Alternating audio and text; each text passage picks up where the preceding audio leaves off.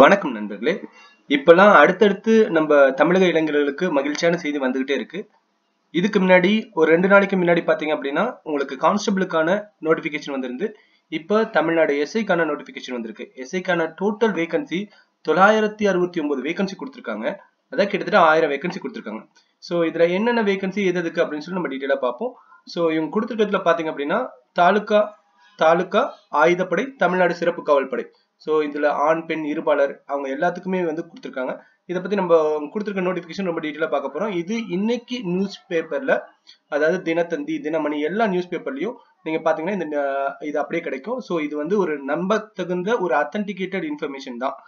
So இது எப்போ இதுல பாத்தீங்கன்னா இன்னைக்கு நாள்ல தான் வந்திருக்கு, 8/3/2019. இதுல ஆன்லைன்ல தான் அப்ளை பண்ணுனீங்க. அப்ளிகேஷன் டேட் இப்ப ஸ்டார்ட் ஆகலைங்க. இப்ப இருந்து ஒரு 12 நாள் கழிச்சு தான் கீழே பார்க்க போறாங்க. சோ இதுல உங்களுக்கு சம்பளம் தெரியும். கிட்டத்தட்ட 50,000 வரைக்கும் ஸ்டார்டிங் சம்பளமே உங்களுக்கு வரும். ஏன்னா 36,900 பேசிக் பே தான். பேசிக் பேல இருந்து உங்களுக்கு எப்படி இருந்தாலும் ஒரு 15,000 அதிகமா வரும். ஸ்டார்டிங் சம்பளமே 50,000 வரும் உங்களுக்கு. சரி, இதுக்கான அப்ளிகேஷன் டேட் நான் சொன்னல 12 நாள் கழிச்சு. இன்னைக்கு 8ஆம் தேதி, 12 நாள் கழிச்சு அப்படின்னா 20ஆம் தேதி தான் ஸ்டார்ட் ஆகுது.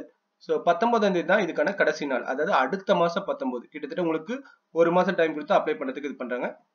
அதுக்கப்புறம் எப்ப எக்ஸாம் அப்படின்றத அப்புறமா தான் சொல்லுவாங்க. இன்ஃபர்மேஷன் அப்புறமா தான் வரும். அதுக்கு அடுத்தபடியா பாத்தீங்கன்னா இங்க இதுதான் வெப்சைட். நீங்க போய் அப்ளை பண்ண வேண்டிய வெப்சைட் இதுதான், tnusrb.online.org.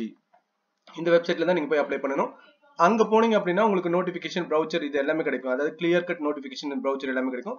இப்போ இது இன்னும் ஓப்பன் ஆகலைங்க. இது கான்ஸ்டபிளுக்கானது. இது எப்போ ஓப்பன் ஆகும்னா இன்னொரு 2 days ஆகும் அப்படின்னு சொல்லியிருக்காங்க. 2 daysக்குள்ள இது ஓப்பன் ஆயிடும். ஆனா அப்ளை பண்றது உங்களுக்கு ஏற்கனவே இந்த இதுல சொன்ன மாதிரி அப்ளை பண்றதுக்கான டேட் வந்து உங்களுக்கு 20ஆம் தேதி தான் ஸ்டார்ட் ஆகுது. அன்னையில இருந்தா அப்ளிகேஷனுக்கான சைட் வந்து ஓப்பன் ஆகும். இதுல மொத்த காலியிடங்கள் ஏற்கனவே பார்த்த மாதிரி 969 வேகன்சி இருக்கு. இந்த வேகன்சில ஆண் பெண் 2 பேருக்கு பிரிச்சு கொடுத்திருக்காங்க. இதுல மொத்தமா தாலுகா ஆயுதப்படை தமிழக சிறப்பு காவல் படை இந்த 3க்குமான நோட்டிபிகேஷன் தான். இது எல்லாமே சார்பு ஆய்வாளர் அப்படின்னு சொல்லக்கூடிய எஸ்ஐக்கான நோட்டிபிகேஷன். சோ இதுல பாத்தீங்கன்னா 462 வந்து தாலுகா எஸ்ஐக்கும், 193 வந்து ஆயுதப்படைக்கும், 33 வந்து சிறப்பு காவல் படைக்கும் ஆண்களுக்கான வேகன்சி.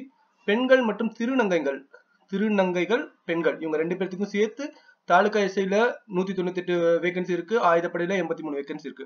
மொத்தமா பாத்தீங்கன்னா பெண்கள் இவங்களுக்காக எவ்வளவு வேகன்சி இருக்கு அப்படின்னா 281. அது மட்டும் இல்லாம ஆண்களுக்கு 688.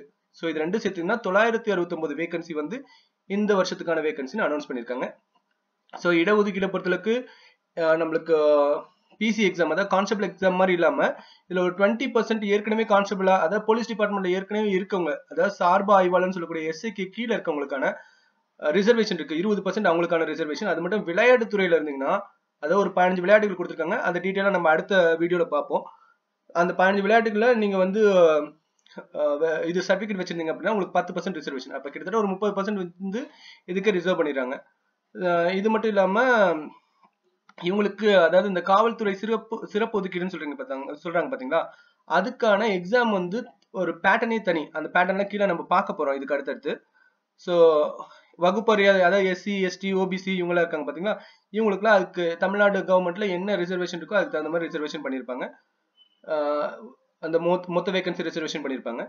அதுக்கப்புறம் இந்த பிஎஸ்டிஎம், அதாவது தமிழ் வழியில் பயின்ற சான்றிதழ், இது வந்து என்ன அப்படின்னா நீங்க 10th 12th கிடையாது, டிகிரியில தமிழ் வழியில படிச்ச சான்றிதழ் வச்சிருந்தீங்கன்னா உங்களுக்கு ஃபைனலா பண்ணும்போது அந்த 20% ரிசர்வேஷன்ல உங்களுக்கு கன்சிடர் பண்ணுவாங்க. அதாவது இதுக்கு தனியா இருக்கு. ஃபைனலா வந்து லிஸ்ட் எடுக்கிறாங்கன்னு வச்சுக்கோங்க, ஒரு 100 பேர் லிஸ்ட் எடுக்கிறாங்கன்னா ஃபர்ஸ்ட் 20 வேலை வாய்ப்பை யாரு கொடுப்பாங்க அப்படின்னா அந்த பிஎஸ்டிஎம், அதாவது டிகிரியை தமிழ் வழியில படிச்சவங்களுக்கு கொடுப்பாங்க. அதுக்கடுத்து வயது தகுதியை பொறுத்தளவுக்கு ஜெனரல் கேட்டகரியா இருந்தீங்கன்னா நீங்க 20ல இருந்து 28 வயசுக்குள்ள இருக்கவங்களா இருக்கணும். அதாவது டேட் ஆஃப் பர்த் வச்சு பாத்தீங்க அப்படின்னா 1/7/1991 இருந்து 1/7/1999 உங்க டேட் ஆஃப் பர்த் இருக்கணும். இது ஜெனரல் கேட்டகரி. ஒருவேளை நீங்க வந்து எம்பிசியா இருந்தீங்கன்னா, எம்பிசியா இல்ல பிசியா இருந்தீங்கன்னா, இல்ல பிசி முஸ்லீமா இருந்தீங்கன்னா இதுல இருந்து ஒரு 2 வருஷம் ரிலாக்சேஷன் கொடுக்குறாங்க. 91 அப்படியே 2 வருஷம் பின்னாடி போனீங்கன்னா 1989, அதாவது 1/7/1989 இருந்து உங்க டேட் ஆஃப் பர்த் இருக்கலாம் அப்படின்றாங்க. இதே எஸ்சி எஸ்டியா இருந்தீங்கன்னா இங்க கொடுத்துருக்காங்க, எஸ்சி எஸ்டியா இருந்தீங்கன்னா இன்னொரு 3 வருஷம் கொடுக்குறாங்க. விதவையா இருந்தாங்கன்னா அவங்களுக்கு 35, இன்னொரு 2 வருஷம் எக்ஸ்ட்ரா கொடுக்குறாங்க. நீங்க வந்து முன்னாள் ராணுவத்தினரா இருந்தீங்கன்னா 45 வயசு வரைக்கும் அப்ளை பண்ணலாம் இதுக்கு. கல்வி தகுதியை பொறுத்தளவுக்கு இதுக்கு டிகிரி கண்டிப்பா முடிச்சிருக்கணும். சோ டிகிரி அப்படின்னா இங்க தெளிவா கொடுத்துருக்காங்க பாருங்க. நீங்க 10th முடிச்சுட்டு 12th முடிச்சுட்டு அதுக்கப்புறமா 3 இயர்ஸ் டிகிரி பண்ணிருக்கலாம். அப்படி இல்லைன்னா 4 இயர்ஸ் டிகிரி, அதாவது இன்ஜினியரிங் இந்த மாதிரி, இன்ஜினியரிங் பிடெக் இந்த மாதிரி, அப்படி இல்லைன்னா 5 இயர்ஸ் டிகிரி அப்படிங்கும்போது டாக்டரேட் இந்த மாதிரி பண்ணிருக்கலாம். அப்ப நீங்களா இதுக்கு அப்ளை பண்ணதுக்கு எலிஜிபிள். ஒருவேளை நீங்க ஓப்பன் யூனிவர்சிட்டின்னு சொல்லக்கூடிய திறந்தவெளி பல்கலைக்கழகத்துல நீங்க டிகிரி முடிச்சிருந்தீங்கன்னா கண்டிப்பா இதை எழுத முடியாது, தகுதியற்றவர்கள் அப்படின்னு தெளிவா கொடுத்துட்டாங்க. அதுக்கடுத்தது நீங்க தமிழ 10th 12th அல்லது உங்க டிகிரியில நீங்க ஒரு சப்ஜெக்டா எடுத்து படிச்சிருந்தீங்கன்னா தான் இதுக்கான வேலை வாய்ப்பு நீங்க தகுதியானவங்க.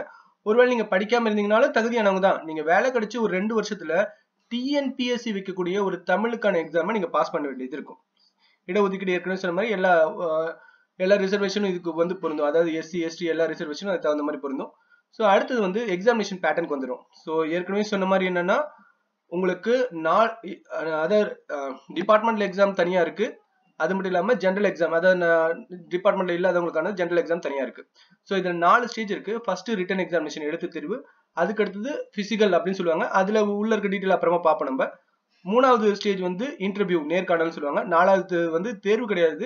உங்களுக்கு ஏதாவது என்சிசி இதுல சர்டிபிகேட் தான் பாருங்க. தேசிய மாணவர் படை அப்படின்னா என்சிசி, நாட்டு நலப்பணி திட்டம் அப்படின்னா என்எஸ்எஸ், விளையாட்டு, இந்த 3லயும் இருக்கும்போது ஒரு 5 மார்க் எக்ஸ்ட்ரா கிடைக்கும் உங்களுக்கு. அது என்ன அப்படின்னு சொல்லி டீட்டெயில் நம்ம அப்புறமா பார்ப்போம், அடுத்த வீடியோல பார்ப்போம்.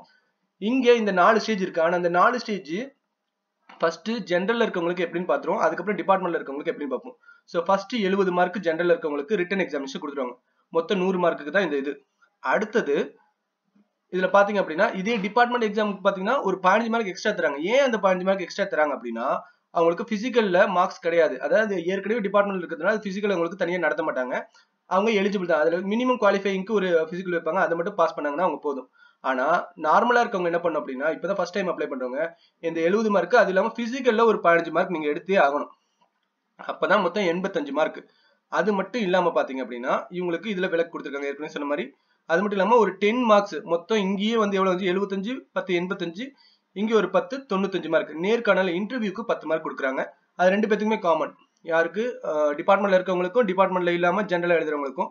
அது இல்லாம 5 மார்க் ஏற்கனவே சொன்ன மாதிரி இந்த சர்டிபிகேட் வச்சிருக்கவங்களுக்கு தருவாங்க. அப்ப மொத்தமா 100 மதிப்பெண்ணுக்கு தான் இந்த எக்ஸாம் நடக்குது. 2 பேத்துக்கு பிரிச்சு பாத்துக்கோங்கப்பா. ஏதாவது சந்தேகமா இருந்தா நீங்க எங்களுக்கு கால் பண்ணலாம். பின்னாடி நம்பர் கொடுத்துருக்கோம், எங்களுக்கு கால் பண்ணி நீங்க கேட்டுக்கலாம். இதுக்கு அடுத்தபடியா பாத்தீங்கன்னா எழுத்து தேர்வுல குறைஞ்சது 25 மார்க் எடுக்கணும்.